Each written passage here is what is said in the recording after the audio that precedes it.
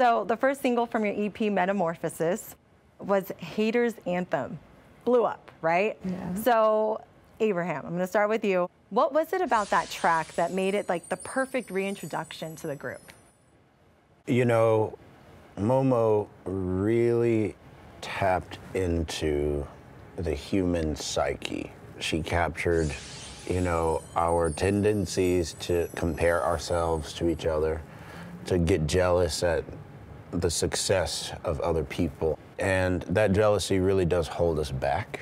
And she encapsulated it perfectly in lyrics and music in a quirky and disarming way. It was medicine that was sweet. It was just a perfect song, in my opinion. So, Momo, let's go ahead and talk about the music video for Haters Anthem. I mean, can you share what it was like running around New York filming it? Very tiring. So during the summer of 2023, that's when Haters Anthem really went viral, and we were able to capitalize on the virality by doing like these lip sync videos to it all throughout the city. We didn't really have like a budget. Sometimes a song will go viral on TikTok, but nobody knows who it's from, where it came from, who wrote it, and we were trying to let that not happen. So all throughout the summer, we would do these short videos where we would use like the New York City subway or the Coney Island backdrop or different landmarks in New York. And so for the music video, we were like, oh, well, maybe let's compile what's already worked for us and just have something that will live on in history. Because sometimes things on TikTok or Instagram, they're here today, gone tomorrow. But YouTube kind of, you know, if you put something on there, it'll kind of stand the test of time. That's a smart strategy.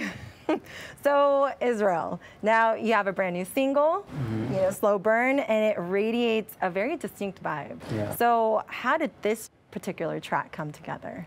It really was conceived in the mind of the beautiful Angel Boyd. And she wrote it, and I feel like I would do a disservice if I told you about it, but I want to hear you try. I could try.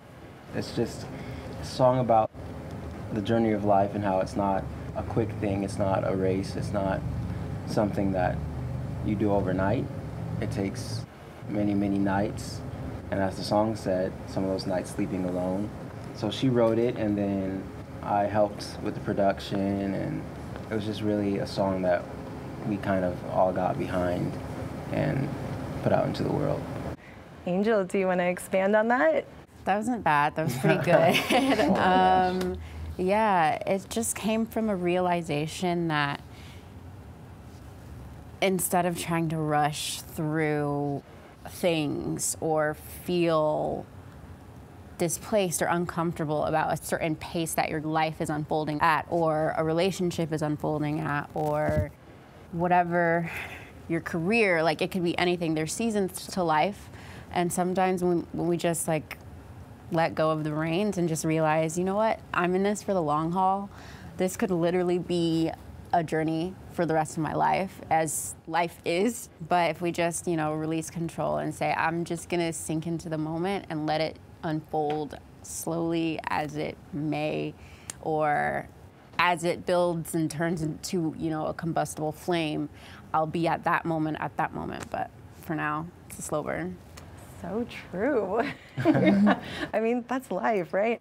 Let's talk about the music video for Slow Burn. You know, how did you want to reflect the tone of the song in the video? You know, we're quite proud of the Slow Burn music video. One thing about Haters Anthem is that we really did develop a way that we direct music videos. So on Haters Anthem, we kind of took those small, micro, 30-second snippets of songs and compiled them into a music video, and then we followed that same formula for Slow Burn.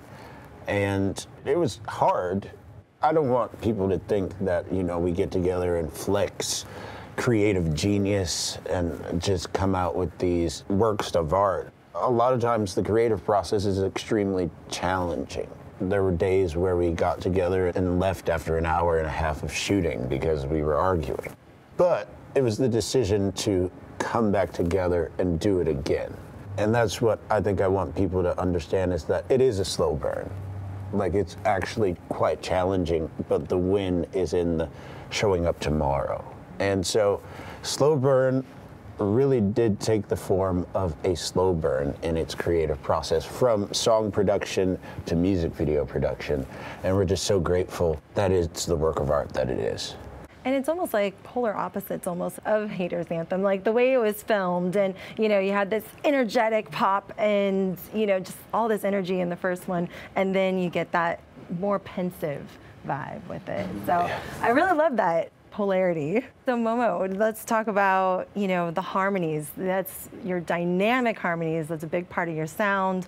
And is that something that comes naturally, or is it a challenge to hit the right notes sometimes?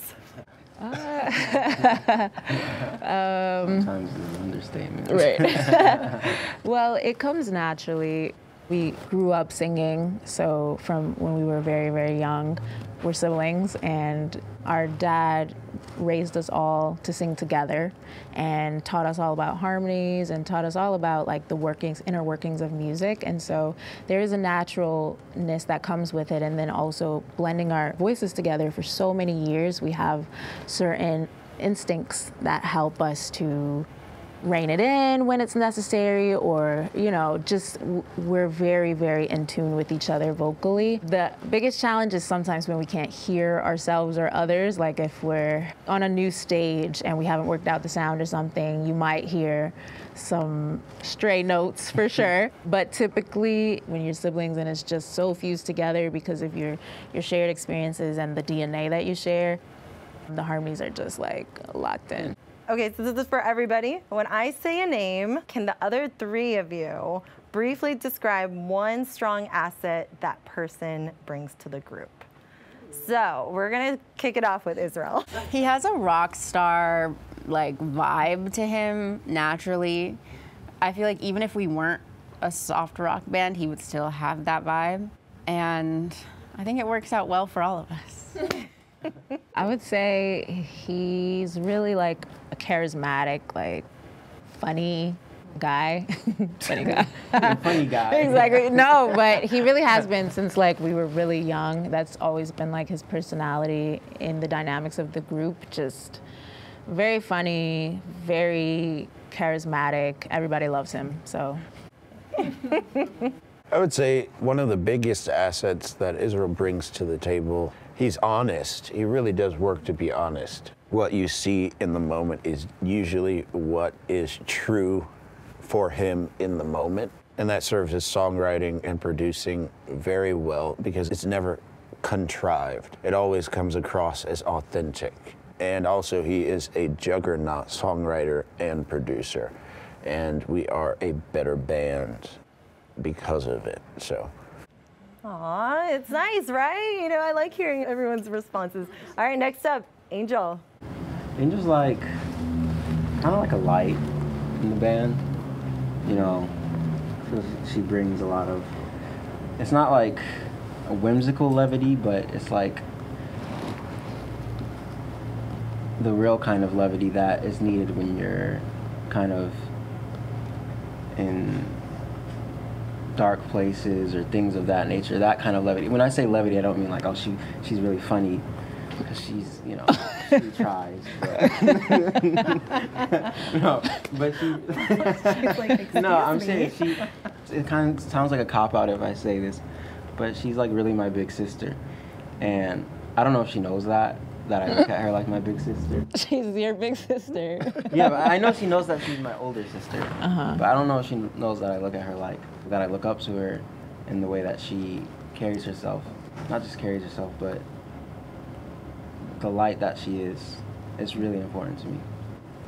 I would say Angel is very much an individual. And by that I mean she's always searching for ways to be herself further. Like, she's herself today, but she wants to be even more of herself tomorrow and the next day. And I think, at least for me, I've been inspired by that hunger to know herself more, and it's inspired me to become my own individual self as well. And that being the fact, if you look at all of us, not just today, but every other day in our videos and stuff, you'll notice how each of us are just ourselves. And we don't try to be like anybody else, even though we're siblings. We're very much like rooted in ourselves and who we are and our own styles and our own ways of being.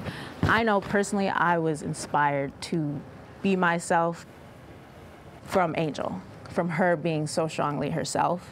And at times me wanting to be like her because she was so secure in herself, and then me realizing, oh, that's not gonna happen. Only thing I can do like her is be like myself, like her. Kind of piggybacking off of what you said, like to understand someone who is really free, but constantly trying to find new ways to be free. For me, as someone who, I'm a calculated person, and usually if you see something, it's because I did the math in my head and said, oh, this is a good thing to do. Angel, on the other hand, and we've had discussions about this, she doesn't have that same paradigm. She really just does things a lot of times because it felt good and right. She might do it this way today and do it a completely different way tomorrow. And that kind of freedom really serves a rock band, because rock bands are free at their very essence. We have to help people to live vicariously through us as we are free. And so she serves very much the goal of freedom in this band. I will also say that what they're saying is so true, and it even, like, the way it works in the band is like she is the one who like championed the soft rock genre for us, and you even see that in the way we express ourselves. She's always championing individual like fashion sense, and you know, she's very much, like they said, just the individual and the like let's be ourselves person, and it's really important to us. It's really important to the band. You guys, first of all, took this to a whole nother, deeper, more beautiful level. I thought it was going to be like, hey, they're the funny one, they're the quirky one, or, you know, but I'm like, I'm totally here for this. So let's continue on. So Abraham next. An aspect of Abraham that's really important to the band is his drive and his strive for greatness.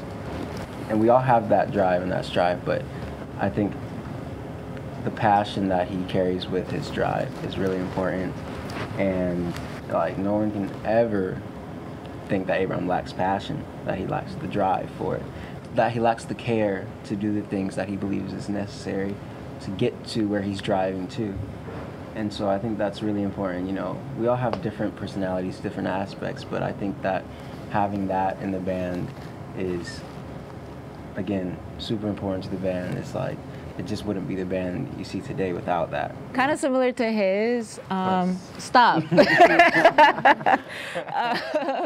Because this is what I was gonna say for real. He's really like a leader in the everyday. We have our dad. Our dad has been like our main like patriarch, general leader since the beginning. But like in the modern age of our band and everything, Abraham really takes a lot of the burden in the everyday, making sure like, okay, are we gonna post today?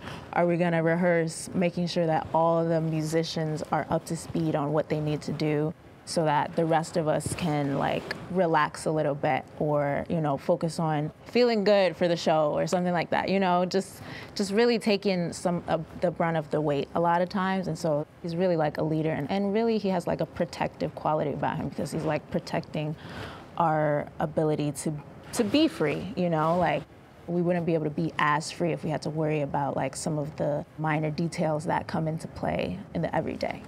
Okay, my answer for Abraham is the actual reason why I'm crying right now. And I could have cried based on what everybody said about me, so thank you, but this is actually what moved me to tears, is thinking about Abraham.